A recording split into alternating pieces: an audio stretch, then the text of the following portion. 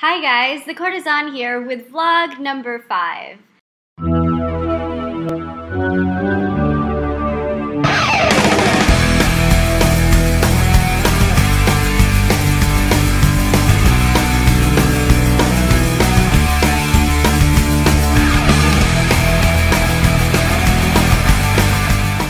That's right, it's Buffy the Vampire Slayer time. Specifically, the top 5 best life lessons I learned from Buffy. I fucking love Buffy the Vampire Slayer. Actually, I just kind of love Joss Whedon, even if he does keep on killing off really cool characters like Tara and Wash and everyone. But other than that, Buffy the Vampire Slayer, despite being a fantasy TV show with highly unrealistic situations that involve demons and hell gods and the occasional really hot British older male, which is too perfect to be true, I'm talking about you, Giles. The entirety of Buffy the Vampire Slayer is basically a metaphor. It's a metaphor for how much high school sucks. While you can look back in retrospect and think things were definitely not as bad as I thought they were, at the time, high school feels like you're battling the demons of hell in order to save the world. And by battling the demons of hell, I mean bitchy school kids, and to save the world, I mean pass your classes in order to get to college, otherwise nothing will ever turn out okay ever again. And thus, I present to you top 5 best life lessons I learned from Buffy. Number 5, what to do when life gives you lemons. So I'm sure everybody knows that saying, when life gives you lemons, make lemonade. Well, fuck that. You know what Buffy taught me? When life gives you lemons, don't fucking make lemonade. Slay the shit out of those lemons, go to life, slap life on the face, and be like, bitch, you got anything stronger? By anything stronger, I mean citron vodka, because that shit is delicious if you can legally drink. Life is a bitch to Buffy. And you know what? Buffy owns that bitch. Life is Buffy's bitch at the end of the series. You know what's awesome is that, like, nothing really truly phases Buffy. Occasionally she will get into funks, but they are understandable funks, because, I mean, Buffy fucking dies 3 times. And you know what? That doesn't stop her from being awesome and saving the world. There's the time where she had to die in order to slay the Master, which was like when she was 15 or 16, which, excuse me, is not the typical assignment for a freshman in high school. And then there was the time when the Council of Watchers decided that because she, like, was a certain age, I forgot what, I think it was like 17 or 18, that meant that it was really rare, so now we have to really test the Slayer by poisoning her and then, like, setting a crazy motherfucking rabid vampire on her, because clearly if she dies, she wasn't worth it anyway. She fucks that up and, like, screw you, Council of Watchers, I'm gonna be my own Slayer, so ha. And you know what? Giles goes along with it because he's perfectly aware that Buffy knows exactly what she's doing. Kind of. Maybe. In certain situations, not involving boys or, you know, practical life experiences that don't involve sticking a demon with something pointy. The fact that Buffy is really good at slaying but sort of sucky at real-life decisions is actually applicable. Because in high school, if we're going to continue the metaphor, slaying is to Buffy what academics is to high school. Buffy is really good at slaying. Slaying is what she does. She just knows how to do it. And like for me in high school, I knew how to get good grades. And I knew how to do it effortlessly in the same way Buffy did it effortlessly without studying all those really boring books. I kind of figure out a way to do shit for fun and then turn it into academics. And then when it came to like real life, God, like my dating life in high school, can I just say it was a nightmare. And that is not even including the time when I didn't know I was queer and then I thought I did and then I wasn't and then I was. I was really fucking confused for a while. Buffy sucks at real life. Like, Buffy has a problem with handling, you know, slaying and real life and like getting a job and supporting her family. Like, all of those things are really hard for her, even though she's so good naturally at something that she was meant to do. And I feel like that's true for a lot of people. Real life sucks. It's a bitch. But you know what? As long as you ultimately succeed in that one thing you're really, really good at, it doesn't matter. So yeah, screw life, screw people saying you suck at something because you're really good at something else, so say fuck it and make life your bitch. Number 4. You can fuck your enemies, or you can fuck with your enemies, but you can't give them a chance to fuck you over. Okay, before Bella Swan and her freaking crush on the creepy stalker Edward Cullen with his gelled hair and his tendency to sparkle, Buffy fell for Angel. Angel is a 200-year-old vampire with an amazing body and, yes, overly gelled hair, but he doesn't fucking sparkle. He bursts into flames because he's a creature of the night. And as we all know, flaming men are better than glittery men.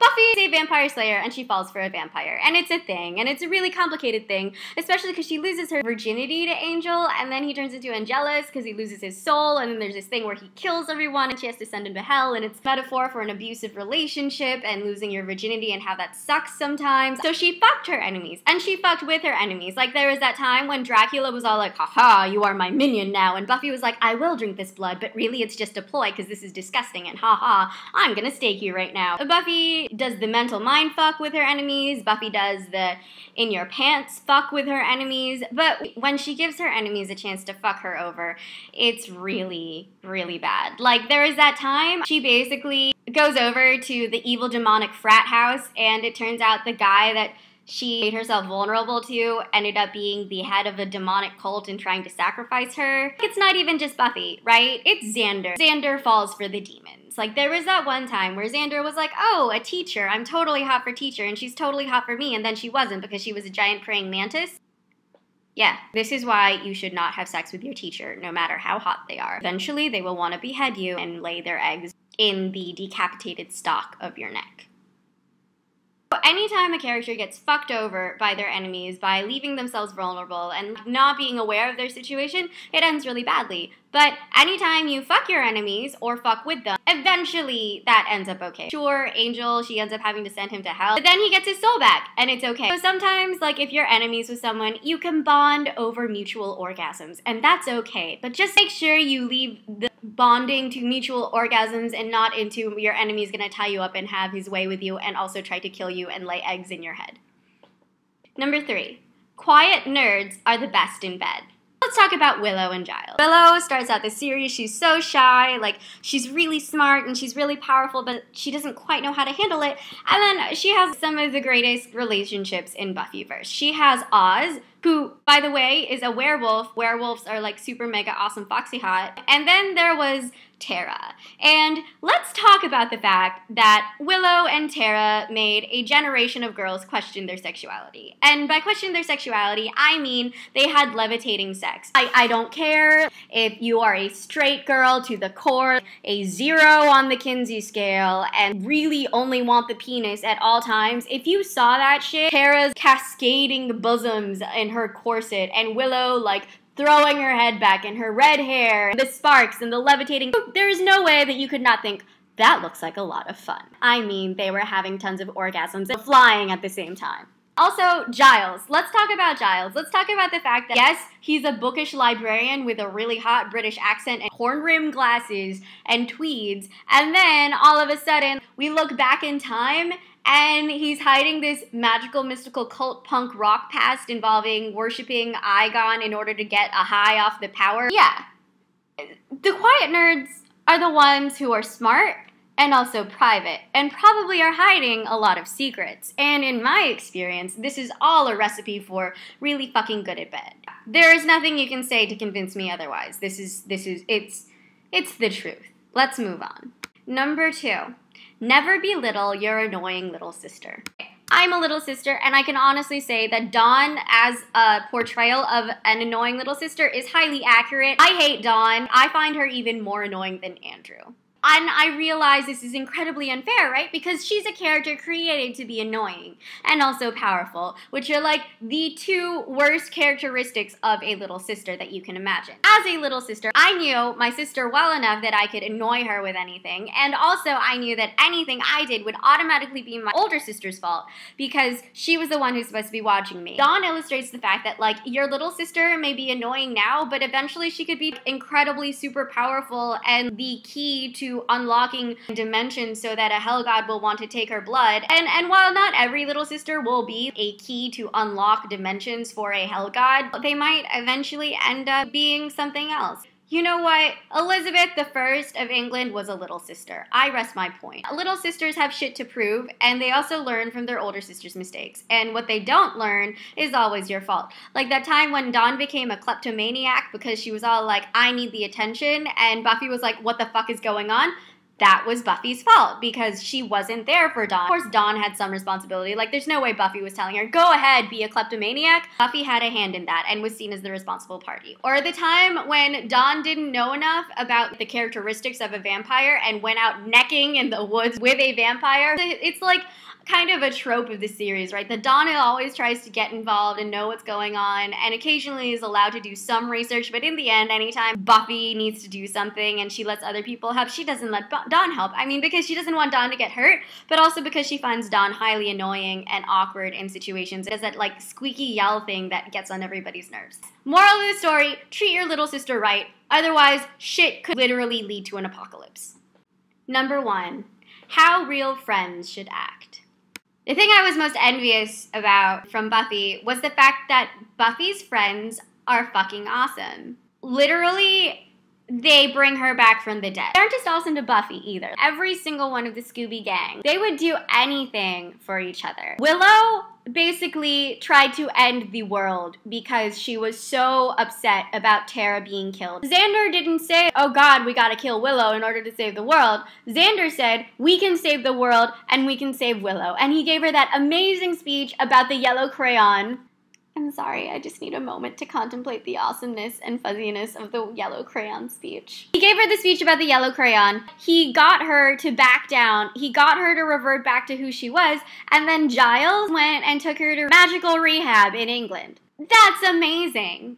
Buffy's friends routinely help her out. What more do you want for a demonstration of true friendship in high school other than like spending several hours of your free time on the weekends in a library researching for something that is not school for one of your friends? Very rarely were they like, oh God, I don't need to do this. This is your job, and went off. And occasionally they did snap because everybody in a friendship, eventually you will have fights and eventually you will have moments of incoherent me. Like, basically everything that affects Buffy is taken for granted that it's going to affect everyone else. There's no way that you can say that that is not true friendship. Me in high school, you know, I never really had those close friends that I could trust. You know, in my high school experience, I had a ton of close friends in my circle who were very backstabbing, who would spread rumors and gossip, all while maintaining that we were still friends. And watching Buffy kind of made me realize towards the end of my high school experience that that's not true friendship. It's one of the things that gave me the strength to realize I need to separate myself from these people. And when I went off to college, I was able to find a group of friends who I really did connect with. And yes, we did watch Buffy together. Anytime one of us has something that we need help with, we automatically like help out the other person. And while it's hard now that we've all graduated and we're all in different places because some of us are in grad school and some of us aren't and some of us have jobs, we still keep in touch. We call each other regularly and we text, being there for your friends. That's what real friendship is. Buffy illustrates that wonderfully, and if you take anything out of Buffy, that is what you should take out of it. How to be a true friend and how to tell what your true friends are. That's my list. That's my video. I hope you enjoyed my vlog. I have other videos too. They are linked here and here and here. Please click on them. Please watch them. And yeah, I hope you guys had a great day. I'll see you next time.